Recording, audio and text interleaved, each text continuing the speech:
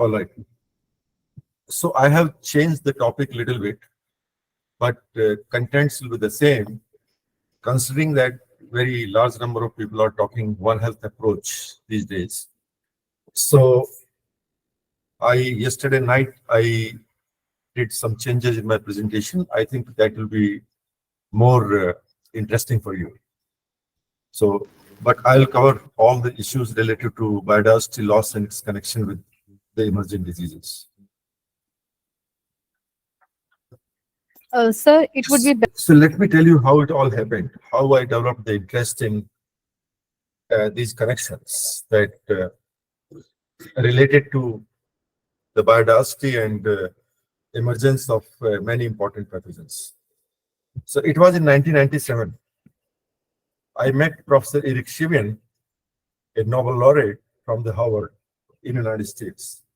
And we were staying at the same place, in same cottage for 3 days to discuss a new discipline of conservation medicine. And 28 people were invited from different parts of the world. So I had very important conversation with Dr. Eric Shivian at the time during my stay there and attending that conference.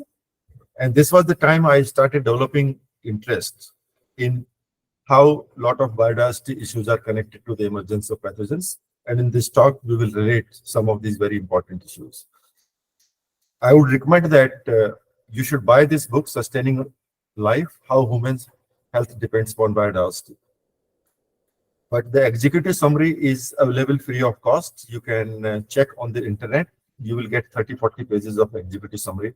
This will be a very, very important document for you and probably change your thinking in terms of the newer health issues which are emerging on daily basis.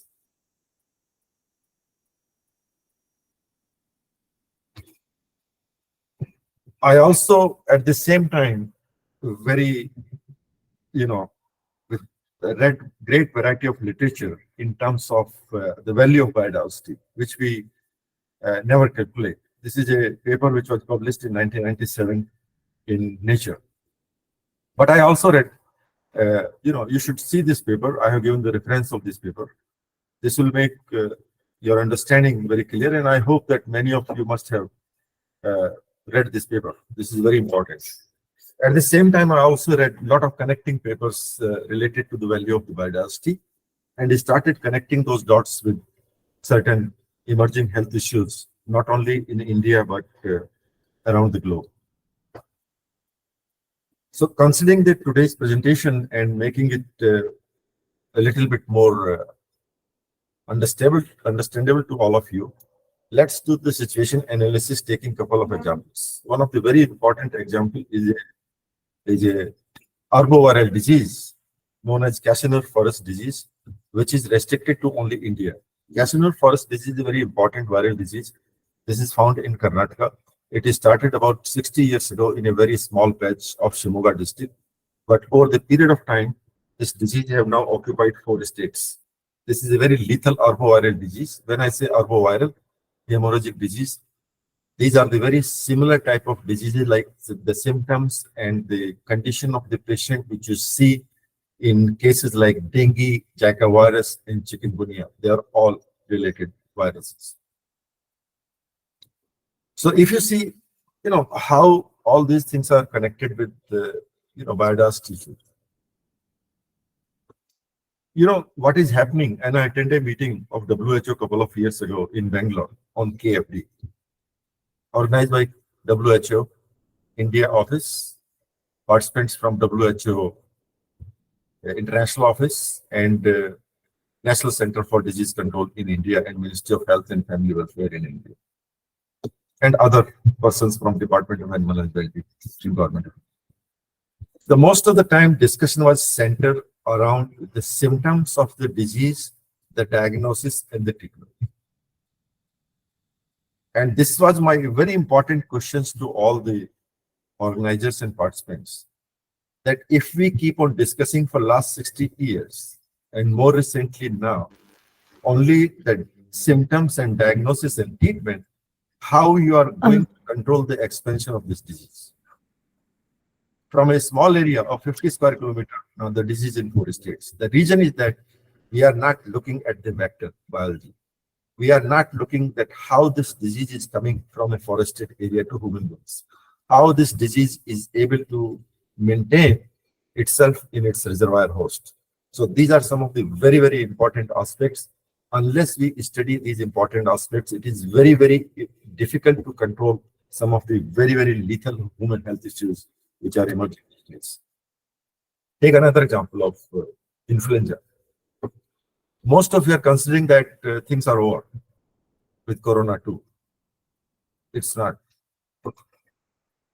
You have a very serious and more serious virus than coronavirus, SARS-CoV-2 virus, influenza viruses. These are not normal influenza viruses like what you see in cold, cough and cold. These are, I'm talking of influenza A viruses, which are found naturally in migratory birds and more typically in migratory ducks. So when I say migratory ducks, it means that you will not have the presence of this virus normally in a crane. But if you see a lot of migratory ducks, you will have this virus present normally in their intestinal. So how this is coming into humans? The reason is that we are having the poultry farms, organized poultry and backyard poultry much closer to the migratory bird habitat. The domestic poultry is coming into the contact of migratory bird habitat, and there they are picking the infection. In a very rare circumstances, this virus can become very pathogenic to the domestic poultry, including the backyard poultry. And then sometimes the virus mutates and can come into the human system. And once it starts causing disease in human system, then it is known as human influenza viruses. All other things that it was an avian influenza or maybe came from poultry, all things are gone. This is a new human influenza virus. And if you see what the influenza virus done have caused, if you check on the internet, 1918, Spanish flu. The Spanish flu was the same influenza A viruses which came from wild birds to the human environment. As far as the known history, human history is concerned, it is not World War I, World War II, and many migrations. It is the influenza A viruses in 1918 Spanish flu, which has culminated into the largest human mortality ever known to humans in the known and written human history. Around 100 million people died at the time. Why this is very risky now, and we have to be very serious, because a lot of influenza A viruses are circulating in a very large environment over different continents. So once a virus or pathogen is circulating in a very large environment, then there are more chances of mutation. That's what the worry is. And if tomorrow, if something develops like a new human influenza viruses, that will be a very difficult situation for all of us. I'm not saying that we will get into this situation, because a lot of countries are working to not this condition to happen, including India. India is giving a very important attention to these type of pathogens, and there is a lot of cooperation between the various departments like human health and animal health to combat and to prevent such events in the future. Okay, so I was telling that, I will cover very quickly some of these slides, that in 1997, I also came across some of the publications, including this one, which was published in Nature, about the value of the biodiversity. And this is how I start connecting these dots, that what is the relationship of the biodiversity with emerging pathogens, because that was the time, around 90s, a lot of new pathogens started emerging. So I will discuss this approach, taking a few examples of doing situation analysis. And one of the situation analysis which we did recent right now was Cassonal forest disease. It is an arboviral disease limited only to the India. And this disease was, earlier, first time it was noticed around 1960s in a very small area in Shimoga district in Karnataka. But over the period of time, because as I was telling, we are discussing only the symptoms of the disease, diagnosis of the disease and treatment, but we are not looking at the reservoir host and its vector. That is why this disease has been able to expand its geographical region to 4 states in India around Karnataka. And this is a very, very bad disease. It is sometimes very difficult to even treat. After that, I was discussing about influenza viruses, that influenza A viruses are very different viruses. They are not cough and cold viruses. Influenza A viruses are normally found in the intestinal tract of the migratory birds. And the migratory birds only largely migratory ducks, not in other species like cormorant or cranes. And how these influenza viruses are very important, I told that the largest human mortality has happened because of the influenza A viruses, which mutated from the birds, came to the poultry, and then came to human beings. And about 100 million people died in 1918 or 1990. A very similar situation like what happened very recently 3 years ago in COVID, SARS coronavirus 2. So let's discuss another very important issue, which is also related to the biodiversity and the changes which are happening in the environment, global amphibian loss. This is a very, very important thing. 2 days ago, there was a publication. It is a very comprehensive publication published in Nature, ongoing decline of amphibians around the world. I have given reference. This is published on 4th October 23 in Nature 2023. Please read this paper very carefully. This is written by about 50 authors around the world, and you will understand that what are the various important factors related to the biodiversity and other important issues like climate change and weather conditions and the pollution in the environment, because amphibians is the one very important species which directly remains in the contact of the soil and water. They are the best, they can provide the best assessment of the health of the environment. And amphibians are also important, not only in terms of ecosystem function, but also, providing food to humans. There is a, if you see recent statistics I was looking at, in Europe, 15 million kg per year, amphibians are harvested as a human food. In the United States, more than 3 million kg per year, amphibians are harvested for human food. But at the same time, they are also very, very important for pharmaceutical industry. There are many, many important secretions from the amphibians which are providing very important and very crucial pharmaceutical agents for the pharmaceutical industry for the treatment of variety of diseases in human beings. So these are some of the very, very other important publications, but I would request that if you read this most recent publication, which published 2 days ago, it is an eye-opener for you that what is happening to amphibian loss around the world. And primarily, there is one very important fungal disease which is very important. Ichthyomycosis is the important disease which is causing about 70% loss, and it has 100% mortality, causing 70% loss of the certain species of the amphibian population around the globe. Now, another important thing related to the biodiversity loss and connection to the disease is the wildlife markets. There are a couple of very important wildlife markets in places where the international agencies do not have much control. You know what I'm talking about. And if you see the number of there can be very large number of microbes in our system. But as far as we know, there are only 1,709 microbes, bacteria, and viruses and related organisms like spirochetes and fungal diseases. There are about 1,709 pathogens which are important for causing disease. Out of these 1,709, there are at least half of them are zoonotic in nature. Means they can come from animals to human beings and human beings to animals, vice versa. Out of these, there are about 56 diseases are emerging. 80% of some of the zoonotic diseases can be used as a bioterrorism agent. For example, anthrax. Anthrax is a bacterial disease which has a very large host range, including humans. It's a very important zoonotic disease. Anthrax spore. I'm giving only one example, but you should read, because there is a lot of very good literature available on the internet from some of the very authentic government sites like Center for Disease Control in the United States, National Center for Disease Control in India, which was earlier known as Institute of National Institute of Communicable Diseases. It belongs to the Ministry of Health and Family Welfare in Government of India. You should read these sites, and a lot of very good information is available on these sites. Now, take example of anthrax.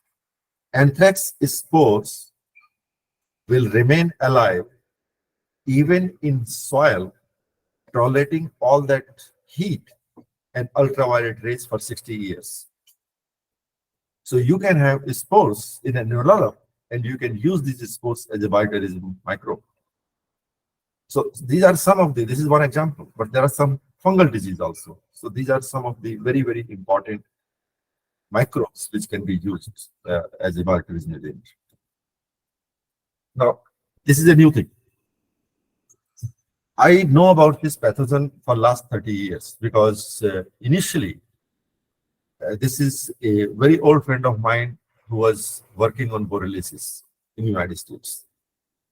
But my recent involvement with the Cheetah project, some of the ticks which were found in the system there in Kuno National Park were examined by one of the very high-profile veterinary laboratory in India.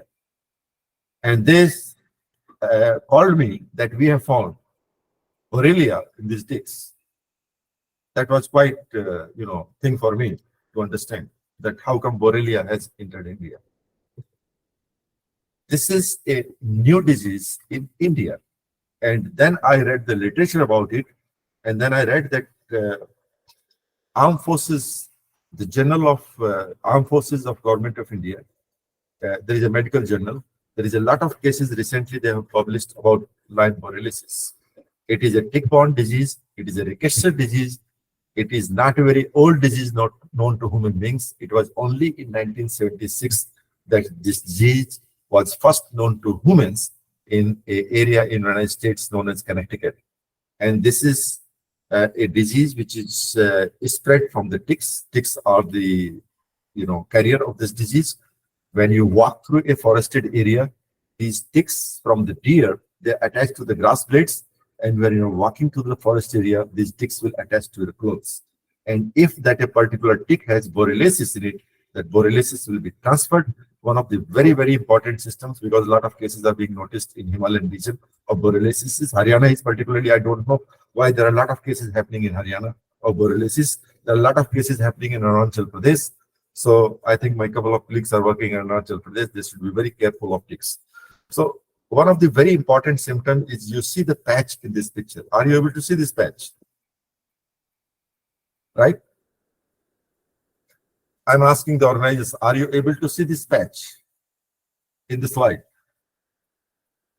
Yes, sir. Okay. So this is a very, very important patch. There will be a center reddishness, and then there will be a light color area, and then there will be a larger ring, which will again be a dark color.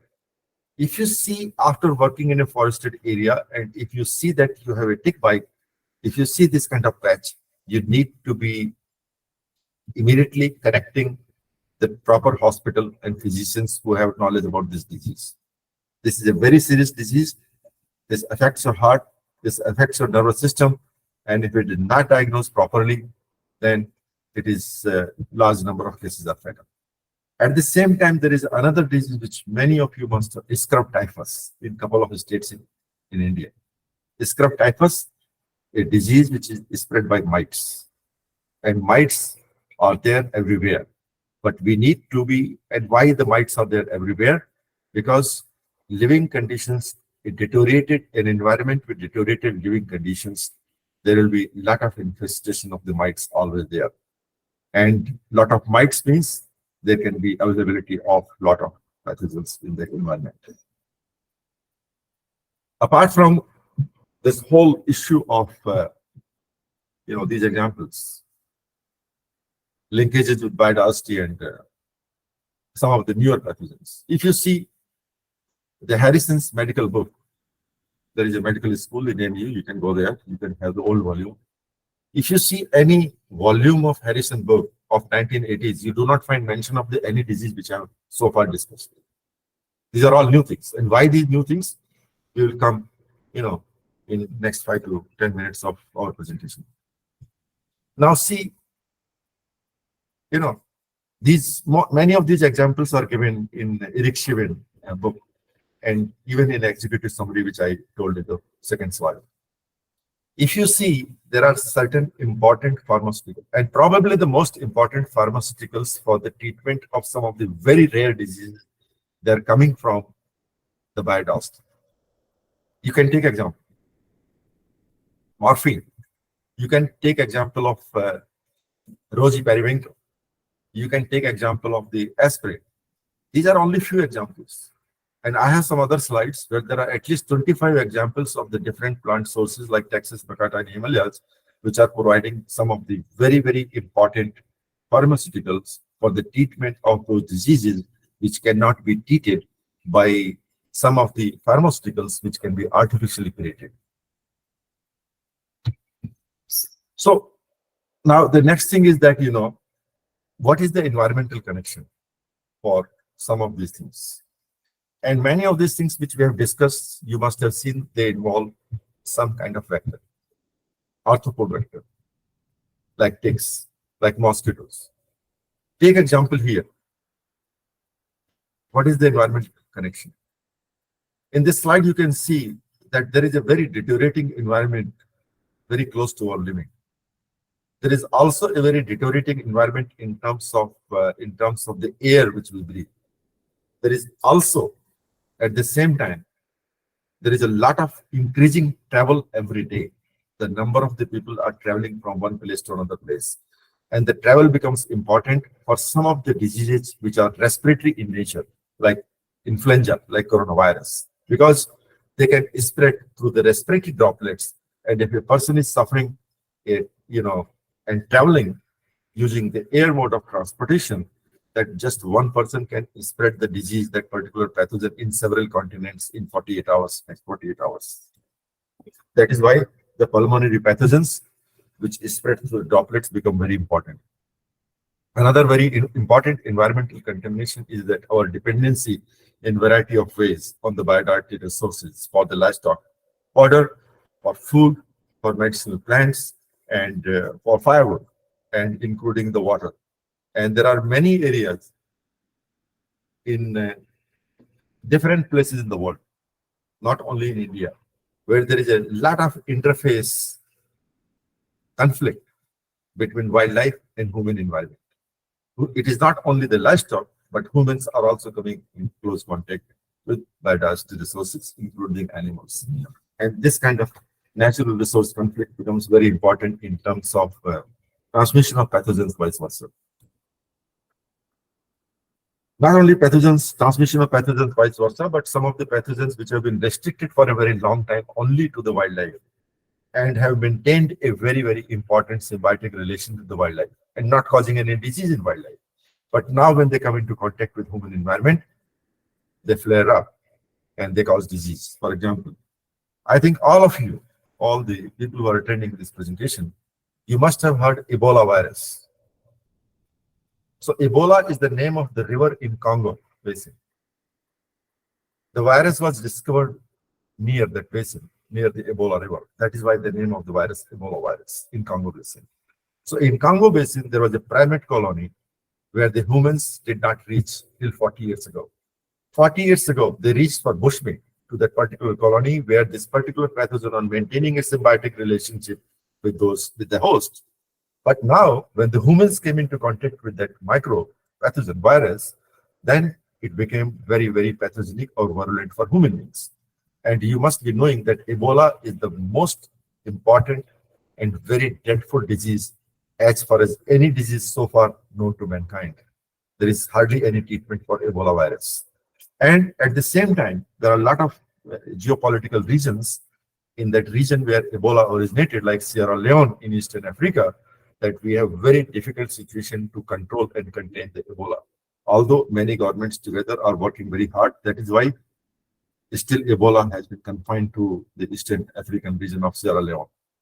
But situation may be difficult in the future. If you see in Indian Central, there are large number, one of the very important, risk which is being created by one of the very important antelope in India, nilgai, is that there are about 1.5 million blue bull ranging freely, enjoying, using the both habitat, the protected areas as well as the agriculture habitat. And they have become very smart, living most of the time at the edge of the protected areas and the agricultural landscape. So when there is a risk in agricultural landscape, they go inside the protected area where they are protected. When there is no risk, they are creating a lot of problems to the farmers in terms of using their crops. And the small farmers, when they are raided by blue bull, there is a very huge economic loss to the farmers. But apart from this thing, the blue bull has become a very, very important animal in terms of the transmission of pathogens, vice versa, from the protected area to the agricultural landscape, from agricultural landscape to the protected area, because they are coming in contact with both livestock, humans, as well as the wild animals inside. So this kind of situation is posing a very important risk to the wild animals, as well as important risk to the livestock in this disease. The similar kind of situation, I am taking example of one of the very, very important disease, Asiatic lion, which is found only in Gir National Park in entire, world. Means this is a endemic species only to the India and that to Gir landscape in Gujarat. So I think the ABU has done a lot of work on Asiatic lion, and they know all the situation there. But what actually happened, what is actually happening present is the take example of the Serengeti lion mortality in 1994 due to the canine distemper, because before 1994, canine distemper was not supposed to be causing any disease in Asiatic lion, although the disease was present in the dogs there, in Masai Mara dogs, and lions were coming in contact with canine distemper, but there was no canine distemper. And we used to think that canine distemper is not the disease because the virus is not adopting, to the lion as its host. So we were considering that lions are quite safe. Even the canine distemper is present all over the Serengeti Masai Mara region. But what pathogens do? This is very important, and I'll take the shortest period of time to make you understand this thing. When a pathogen is coming in contact, what pathogens are trying to do always in their life is that they are trying to expand its host range. The reason is that microbes know when there is a larger host range, they have much better chances of survival. If there is a very narrow range, then they know that humans can control, the humans can have preventive measures, humans can treat, humans can eradicate you. For example, FMD. FMD is a disease which is found only in clone hoof animals. Clone hoof means bifurcated hoofs. FMD cannot be found in carnivores. FMD cannot be found in equids. FMD cannot be found in humans. FMD is a disease which is restricted to only the clone-hoofed animals, means largely ungulates. So FMD has a very narrow host range. Because of its narrow host range, many countries have been able to control and eradicate FMD. But take example of rabies. Rabies has the widest host range.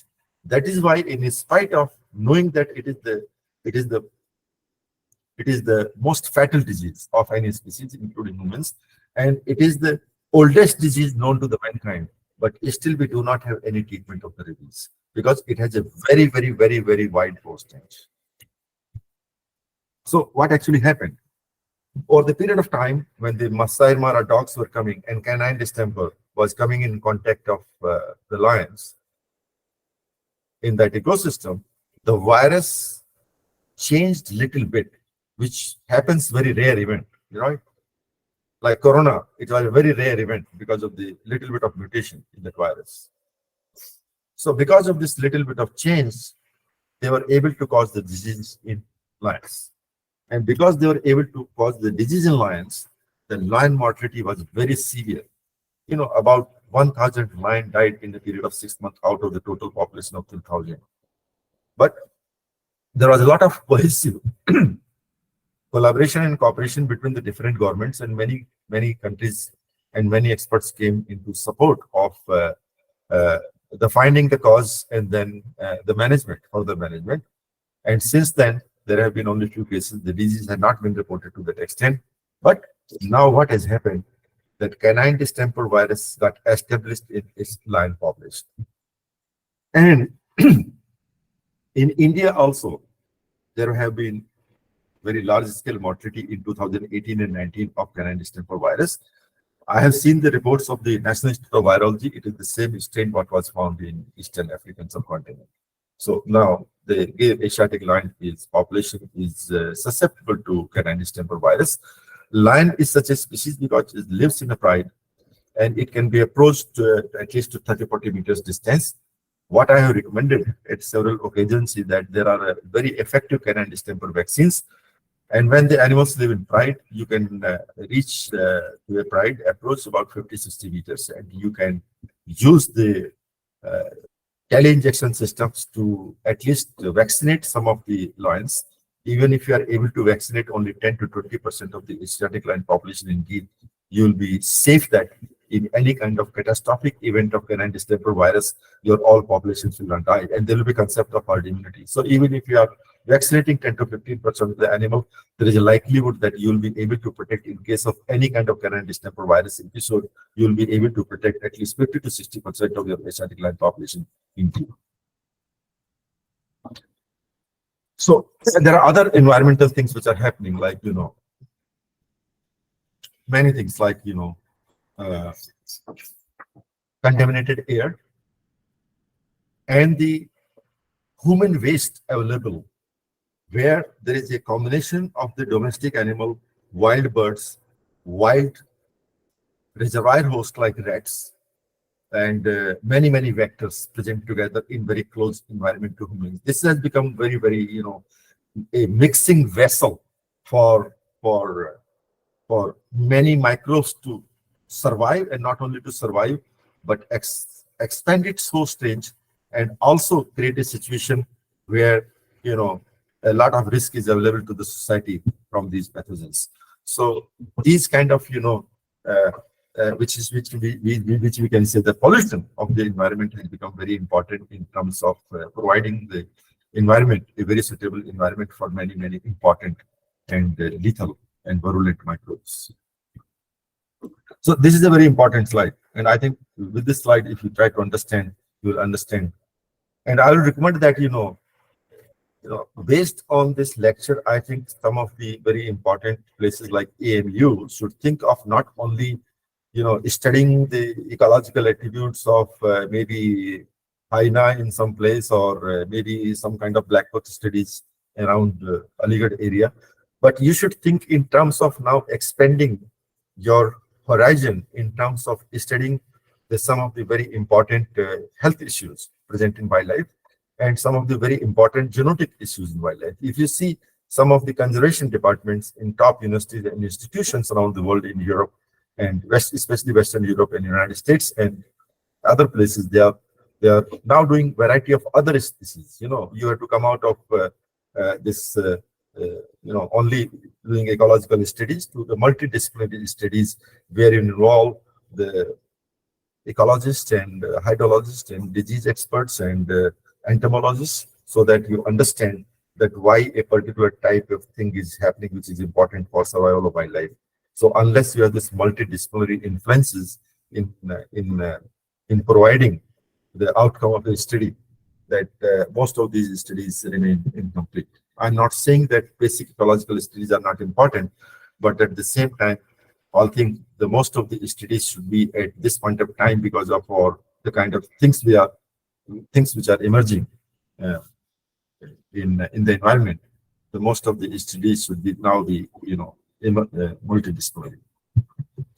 So as far as humans are concerned, if you see, for about 2000 years, we were only worried about one or two diseases: small cholera and smallpox and typhus and plague. 1918, 100 million human deaths. This plague, I'm saying flu, is a influenza A viruses. So what happened? That there was a discovery of antibiotics around let's say about 40s, but the proper antibiotics were available only around 1960. So in 1960, we thought that we have control every situation as far as the health of humans and animals are concerned, because antibiotics. And there was a conference which was a very large conference of the leaders of the pharmaceutical industry, leaders of the human health industry, medical schools, and the leaders of the animal health industry that we have found the ultimate solution. Now we have the antibiotics, so we don't need to worry about any pathogen. And this was actually happening for a couple of years.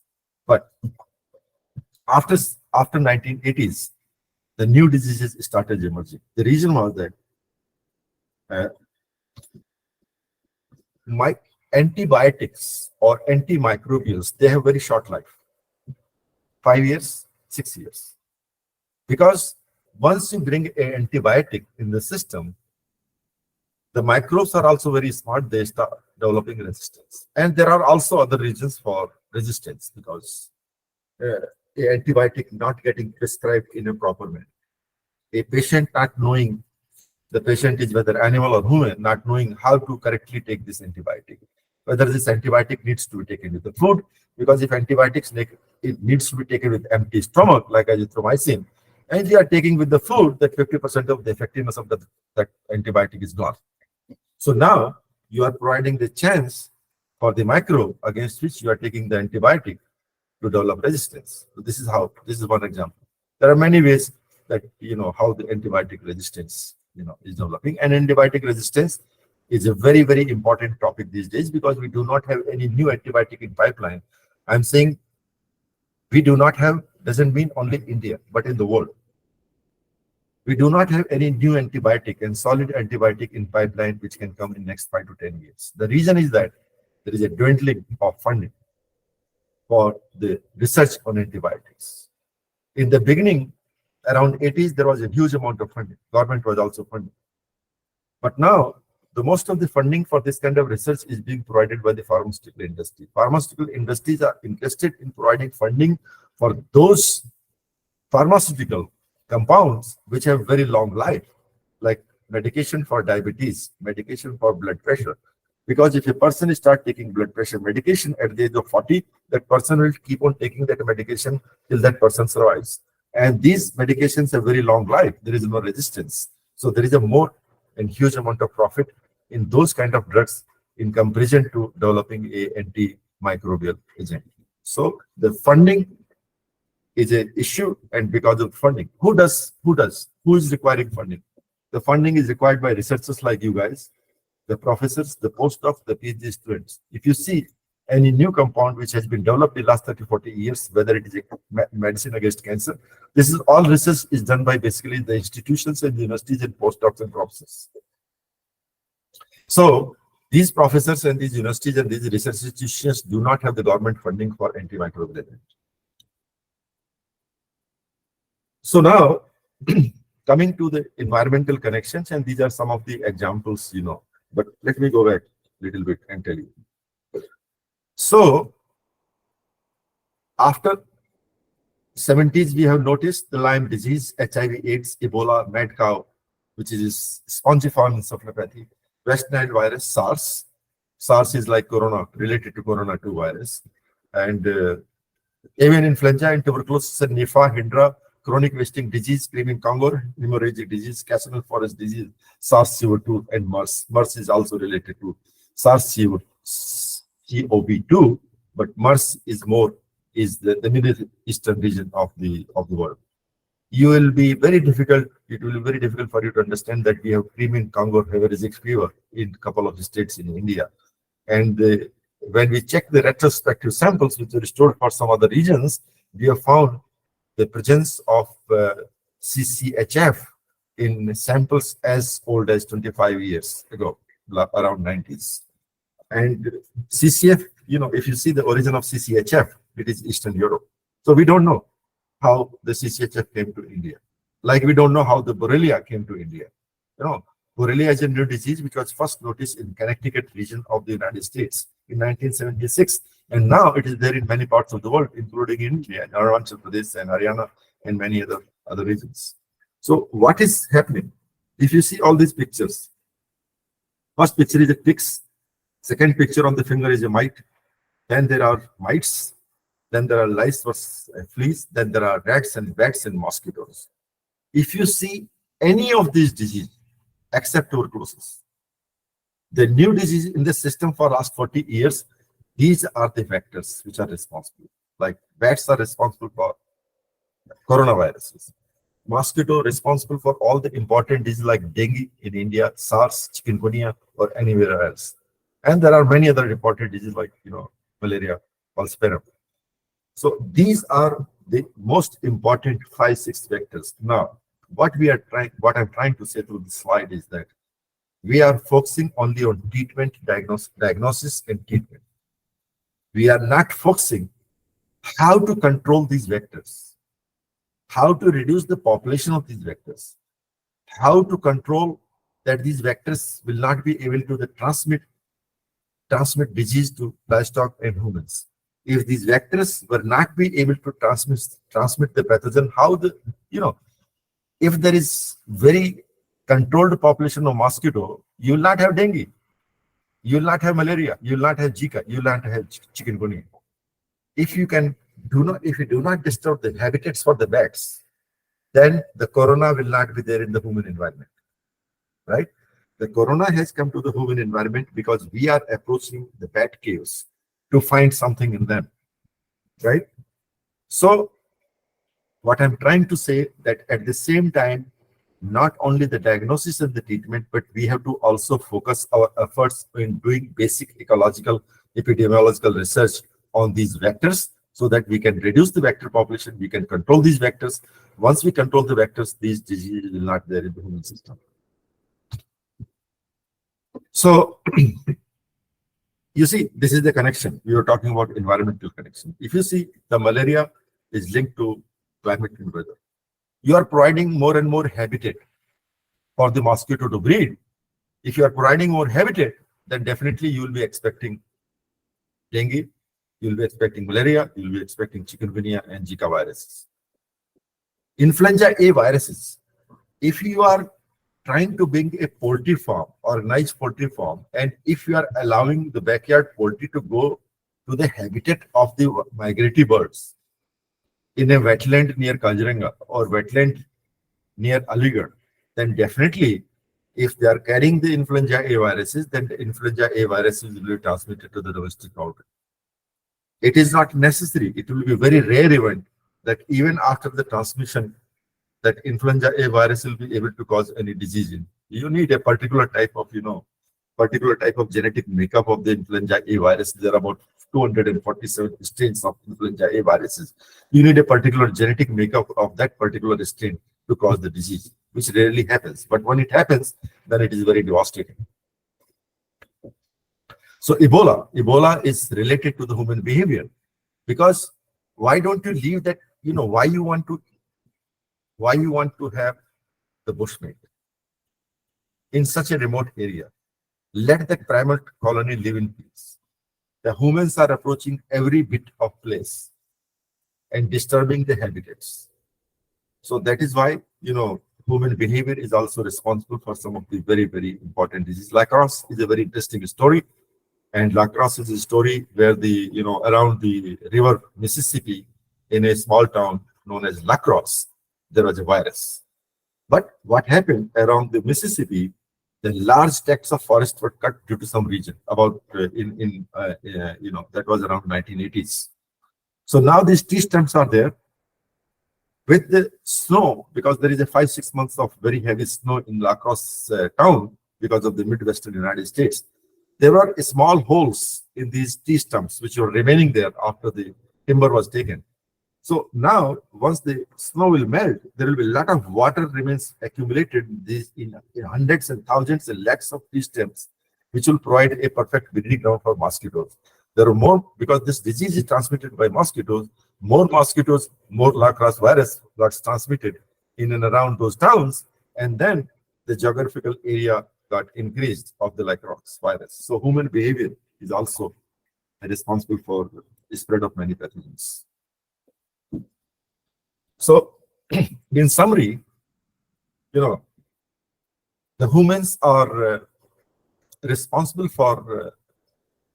primarily responsible for a lot of degradation of the environment, and this degradation and disruption in the environment plays a very important role in the emergence of some of the very important and deadly pathogens for humans as well as animals. Toxic pollutants are very important, and if you see, the great amphibian loss which is taking place right now while we're having this presentation, and hundreds of scientists working on amphibians loss around the world. But we don't know what is the solution for that, because we are not able to stop the toxic pollutants which are responsible for depression of the immune system in birds and fish and lot of amphibian wildlife. Travel and population also plays a role, but travel and population growth plays a role in a very complex manner. But travel is important when there is a pulmonary pathogen already in the system to spread from one place to another place very quickly. Political economic disruptions like we have seen in East African subcontinent when there is a continuous political and economic disruption. So what happens is that healthcare systems are not there in place. Whether it is animal health systems or human health systems, they get disrupted. And once there is a disease outbreak, there is nobody to take care of the disease outbreak. So there is a potential of that disease spreading to very large number of people and then getting transmitted to a large geographical area. There is a global, I touched a little bit about the reasons for antimicrobial resistance, and there are reasons for that. And there is a lot of studies currently going on as far as the antimicrobial resistance is concerned. As I told you that there is no proper antibiotic in pipeline, at least for next 5 to 10 years, which is a very scary thing. So I just, you can have just a very quick look. There are large number of diseases which are transmissible to man from wildlife. There are bacterial, viral, fungal, parasitic, and the region is contact transmission when you directly come into contact of a wildlife. If you are not following proper, prescription protocol, that when you are working with wildlife, what kind of tools you need, what kind of clothing you need, what kind of other accessories like gloves and, disinfectants you need while you are working with wildlife. So that is why, there can be contact transmission. In many other countries, there are very, very important restrictions as far as when you handle with wildlife, that what kind of protocol you have to follow. You can download some of these protocols from the internet, from the site of the Centers for Disease Control in Atlanta. There are arthropod transmission, very important transmission of arthropods. Some of the very, very important parasitic diseases are being transmitted by arthropods in wildlife, like babesiosis and filariasis and trypanosomiasis. So these are arthropods. So if you do not have an arthropod, what I'm trying to say, even if you come in contact with another host which is suffering from this disease, but without the involvement of arthropod vector, you will not get this disease just by contact. But there is an elementary and fecal transmission of, I told you that the anthrax spores can survive in soil for 60 years. And there are anthrax pockets as far as the humans and wildlife is concerned in Indian subcontinent, particularly in Northeast India and parts of Odisha in India. So now these are last 2 slides. I think it has gone very heavy on all of you, but let's see some positive picture. So most people are talking of One Health, but it is, I have participated with many people, this new One Health things, but most people are having difficulty in understanding that what One Health means. Just by organizing a meeting on One Health, just talking about that diseases are zoonotic in nature, this is not One Health. This is not One Health at all. We have to understand that what is the connection of the environment and why that kind of connection, which is because of the human behavior, is providing some of the very, very important linkages to the microbes coming into the human contact and causing disease, changing or mutating, in that environment. So unless we understand this complexity of the environmental connection and then see that what are the different things we have to do in terms of understanding the ecological attributes of a pathogen and ecological attributes of any kind of vector is involved in that transmission of the pathogen, it becomes very, very difficult to either control or eradicate.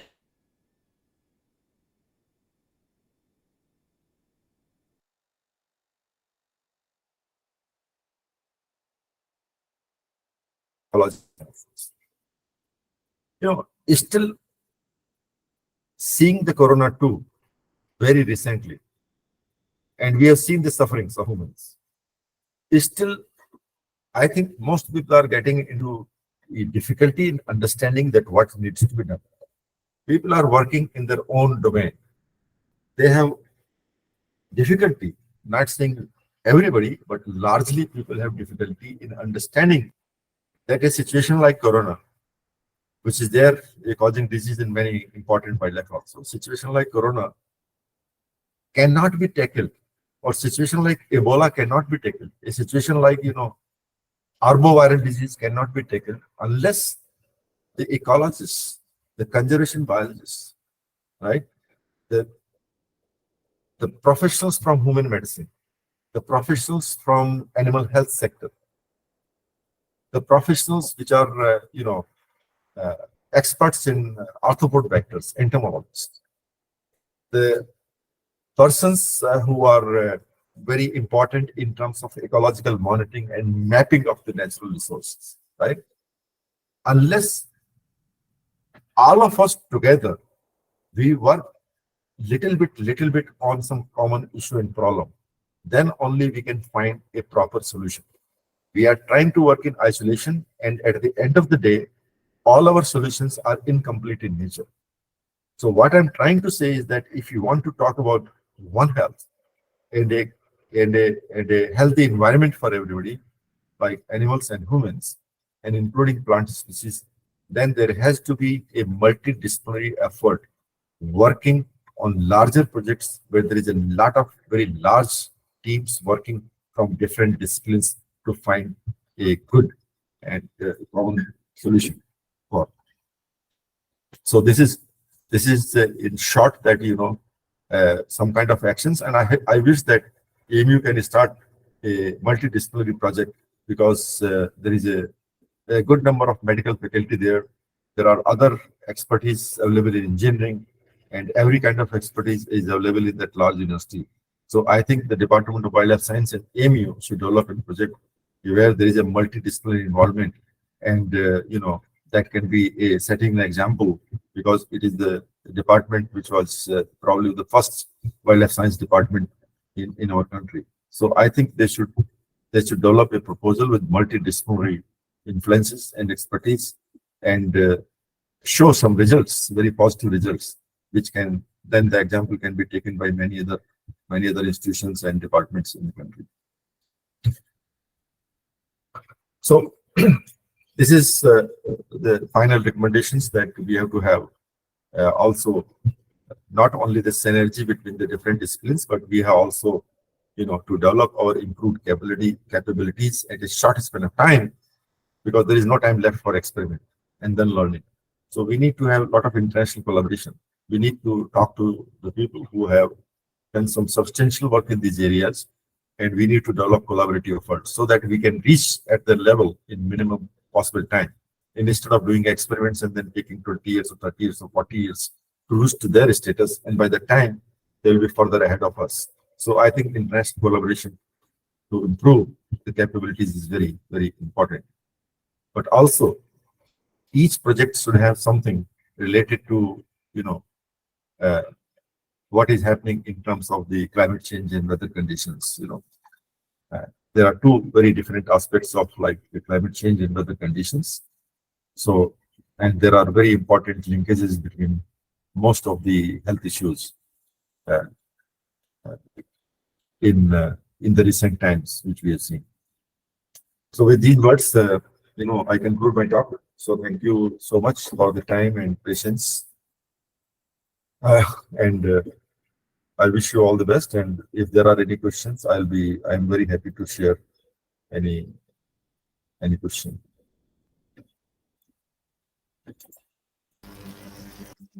Thank you very much, respected sir, for such an informative and enriching keynote address.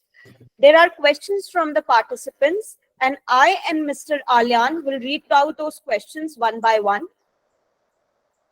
Thank you, Ms. Hana.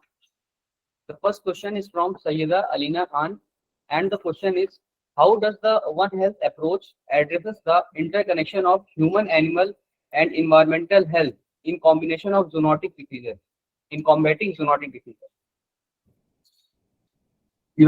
First thing is that let's simplify this whole thing. First, you have to understand what is zoonotic. Zoonotic a disease. I hope you already understand that any pathogen which can be transmitted, or in other simpler words, which will not differentiate between a human being and an animal, right? And there are examples of, it is not only animal and human being, there are other examples of where birds are also involved, like, the animals and human beings and birds, they can cause disease in, everywhere. So if you want to apply, in other words, if you want to resolve some kind of very important genetic issue, like influenza viruses. So unless you have the concept of One Health, that where from and why this disease is coming to the human environment. What is One Health? One Health is not only simply the treatment and diagnosis of a disease, but it is also what is its connection with the environment. Why it is coming? Why the chikungunya? Why there is a more chikungunya? Why there is a more Zika virus in this particular year? Is there any relation to the floods? Is there any relation to the lot of rains? Is there any relation to the lot of availability of habitat for that mosquito, or for that particular other vector like mites or like ticks? So what I'm trying to say is that if you want to establish a connection and to resolve the problem in terms of its eradication and control, you have to have this multidisciplinary team from a variety of sources. And that concept and that approach is known as One Health.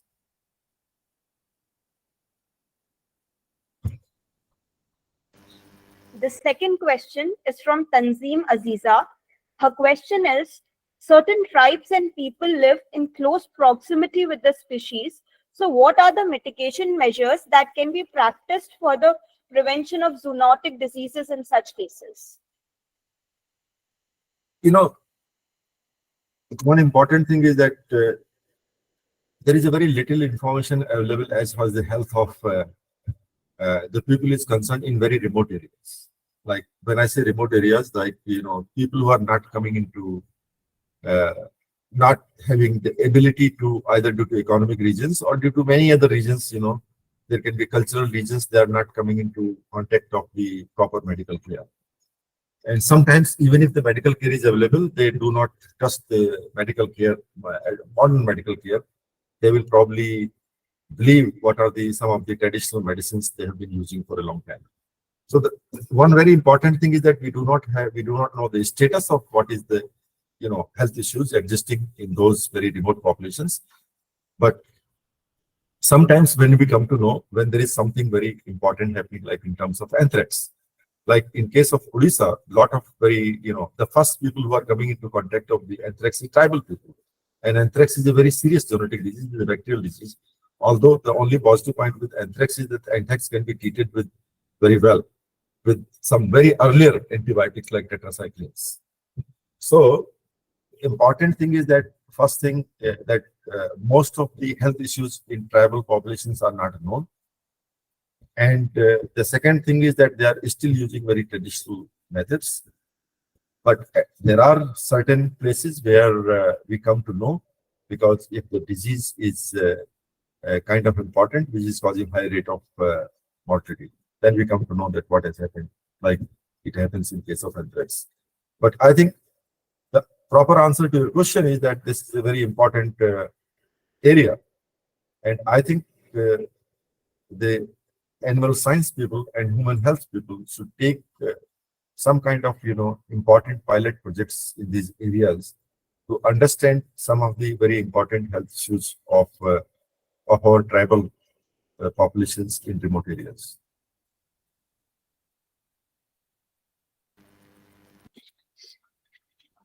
The third question is from Anmol Tyagi. He is from Bulandshahr district. And the question is, at the present, we know that the continuous decline in biodiversity and environment, and also in future, there is a big problem of decline in population of living organisms. So how we can protect our environment and save animals, and how we utilize limited resources? देखिए, you are asking questions which even the world leaders for last 20, 30 years, doing very huge international conferences and meetings, and different things have come, different organizations, international organizations have come. People are talking about climate change, and they are talking about the a variety of things. At the end of the day, have you seen something happening, a very positive or maybe some kind of resolution to some of the issue which you're talking about? The reason is that this is a very complex thing. Population is expanding. We are becoming very consumer-oriented society. So unless there is a very important discipline in the human society, and human society changes its behavior. For example, there are many good things are also happening in various countries. It was about 20 years ago, I was visiting a friend in Melbourne. And then, after food, I took my plate and, I was trying to keep my plate in the sink. So, and that was fine. So, but I thought that, I'll just wash my plate. So I opened the tap. So my host started crying that, Pradeep, do not open the tap. Water is a very, very important resource, and we will put in the, dishwasher. And Melbourne, in Melbourne area, every Australian citizen is very, very careful about every single drop of water. So that was their answer.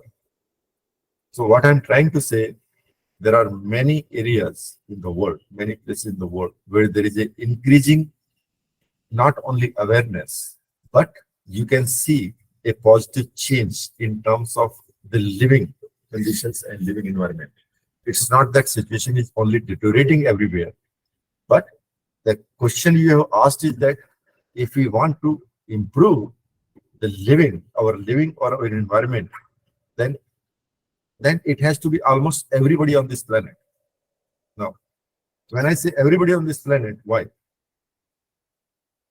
Like, take example of pulmonary disease. If there are out of 100 countries, 98 countries are taking due care so that the influenza viruses will not come to the human system. But if the two countries are not taking and the pathogen emerges, a new human influenza virus emerges, this new human influenza virus, just one flight from the international airport, will take to all those 98 countries who are taking proper care of not to allow influenza to come to the human environment. So what I'm trying to say, to really resolve these issues, that every human being on this planet has to behave very responsibly. And without that, it is going to be very difficult to see a very healthy and peaceful and good environment around us. So the next question is from Manam Vashne. Her question is, what are the potential efforts of invasive species on the transmission of diseases in native wildlife population? First thing is that you have to see that what are the native invasive species in India. So as far as the wildlife is concerned, and as far as the protected areas in India is concerned, I'm not sure of whether there is any invasive species as far as the wildlife is concerned. There are plant species, invasive plant species like Parthenium and Lantana, which is taking a very, very important toll on the habitat conditions of protected areas, and most importantly, the habitat of ungulates. But as far as the invasive species is concerned, I can give another example of introduction of rabbits in Australian subcontinent. So rabbits were introduced in Australian subcontinent. There were earlier no rabbits, but that became because there was no predator. The rabbits became a very huge problem, and there were rabbits everywhere in the entire Australian subcontinent.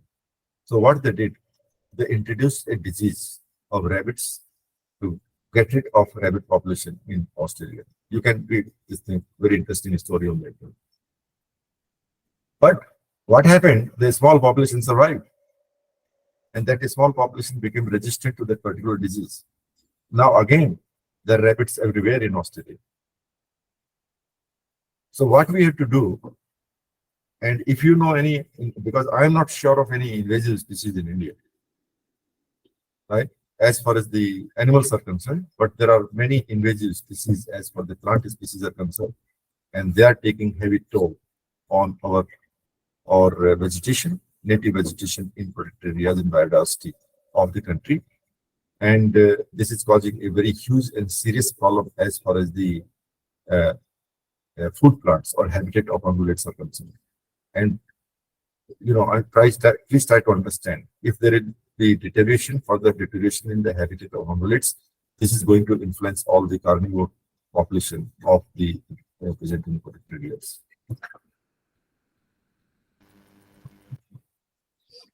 The next question is from Infini Solomon. The question is, in controlling the vectors which are always wildlife, how do you balance it with wildlife conservation mechanism? You see, what you're trying to say, I fully agree with you that mosquitoes also play a very important role in biodiversity, right? All insects, even those insects which are transmitting fatal disease, they have some important role to play. I fully agree with you. But not the way their population is increasing, right? Not the way, you have mosquitoes everywhere. You have mosquitoes during the daytime. You have mosquitoes as soon as you step outside the house. You have mosquitoes inside your house. You go anywhere, you go to shopping center, there are mosquitoes. You don't need to have that level of mosquito population.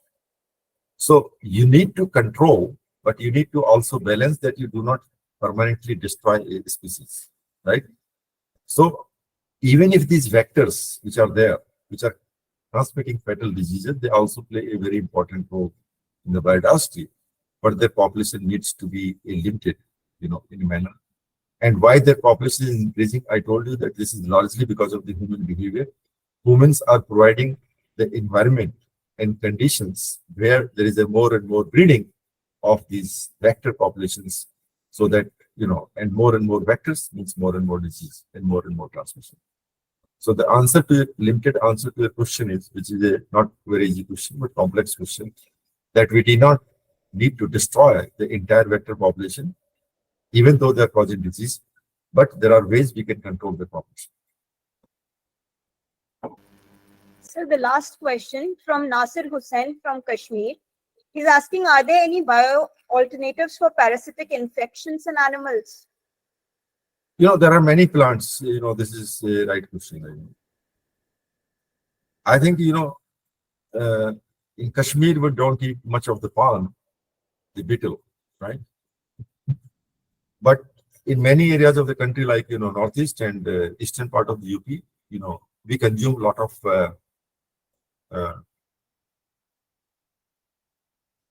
of areca nut and there are many examples I know, but I'm trying to give you the best example. Lot of lot of catechu, right? There is a plant known as acacia catechu, and all this red thing which you eat in pan is from the acacia catechu, because bark has to be boiled, and then we get the extract and we dry the extract, that becomes katha, which provides redness. So the beetle, areca nut, and this catechu, both are antiparasitic. So even if there are many behavioral conditions in some parts of the country where there is a lot of opportunity available for parasitic diseases, especially I'm talking of intestinal parasites. I'm not talking of trypanosoma, which is a blood protozoan parasite, or I'm not talking of any other hemoprotozoan parasite, but I'm talking of parasites which are intestinal. And there are many important plant species which we eat on a daily basis, like basil, right? And many of the herbs which use cooking, many of them have antiparasitic properties, and especially I told you that beetle has very important component, and acacia catechu also has very important component, which are very well known antiparasitic drugs. So most people who are eating palm every day, they will have very less chances of intestinal parasites. And this catechu, katha, is also used. You must have heard that there is a lotion for some kind of rest is known as lactocalamine. So this is slight pink color in lactocalamine comes from this category. This is astringent, actually. If it's, you see the property of this category, it's an astringent property. And this is a very, very powerful natural astringent. So lactocalamine, which you buy from the medical shops, has category in it. So the answer to your question is that there are many species in the forested areas, as well as the many species which are which we consume on daily basis, have some level of anti-parasitic influences. Sir, we have two more questions. This one is from Samarth Jain. His question is, can you elaborate a little how the ticks infected the cheetahs in Puno? How the ticks are found naturally, in the environment. So ticks are there. If you go to south, in many protected areas, you'll have a lot of ticks. But I tell you something very important about ticks. But I'll answer your question a little later. But let me tell you about this. If you get infested with ticks, please be careful. Otherwise, you'll have miserable life for next 1 year or so. Do not remove ticks from your hand. If you remove the ticks by forcefully attaching from your skin, the ticks will leave its mouth parts in your skin.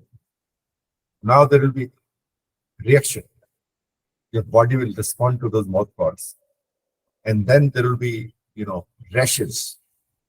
And there will be a lot of itching, and you will keep on itching your skin like a mad person all the time. And you will inflame your skin. It will finally develop into some kind of very inflamed condition like eczema. And you'll keep on going to the doctors without any proper treatment or proper help. And it takes almost 1 year to get rid of this entire situation. But ticks are natural, naturally found in many ecosystems. But if you go to Rajasthan, like Ranthambore or Sariska, it also depends the kind of vector you will find in a particular area because of the many, many important things. Like, you'll be surprised to know that soil composition, the composition of the rocks, the composition of the plant communities, the presence of the humidity in that environment. So there are many, many things which will provide a particular type of environment to a particular type of life there. If you go to Sariska Tiger Reserve, you will not find any tick on any of the animals. We have immobilized many animals for radiocalling purpose in Sariska.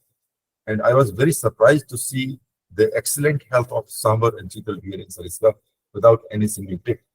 I have seen occasionally some ticks on the ear of blue bull, nilgai in Sariska, but they are eaten by the birds all the time.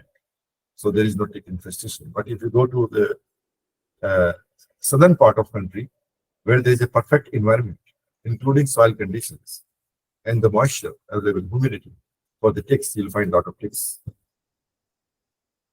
So ticks are important part of ecosystem. So they are found, in many parts of the country, many parts of the world, everywhere. Okay, sir. The last question is from Gagandeep Kaur.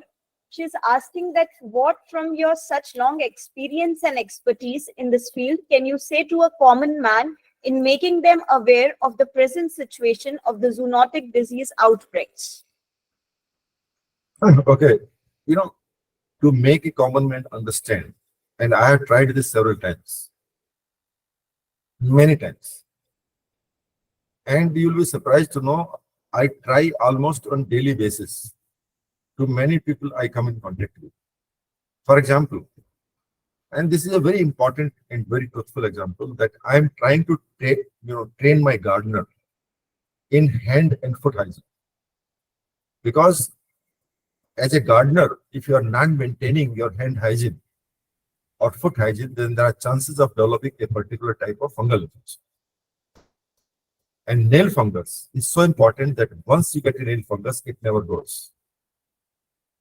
The first thing is that nail fungus treatment is very, very expensive. And some of the medications are not available in India. Some of the lacquer which you apply on the nail. But if you take the medications for the fungus, which are parenteral in nature, they are harmful to many of your systems. So I'm trying to educate him every day, but he's taking such a difficult time to really understand the whole situation.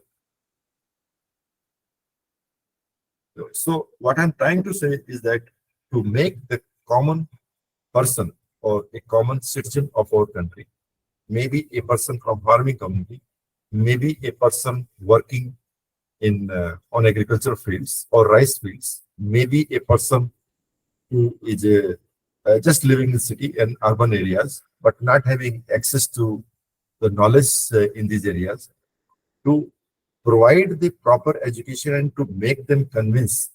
This is a job of the communication experts to develop various type of mediums through the media, like some kind of plays, some kind of small films, some kind of literature in local language, some kind of demonstrations, some kind of doing camps in village areas, and finding those people who are suffering from some of these very important things, and making them aware, and making them also aware of the disadvantages of these situations.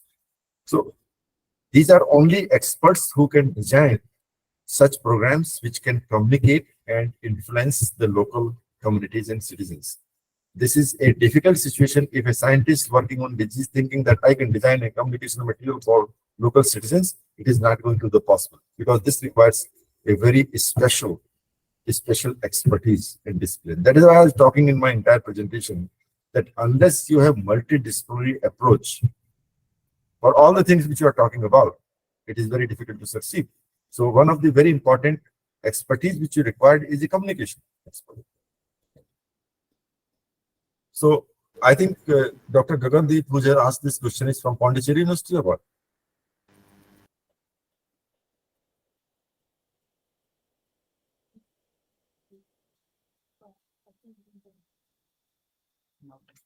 Okay, no problem. Any other question? Oh, sir, thank you very much, respected sir, for answering the questions.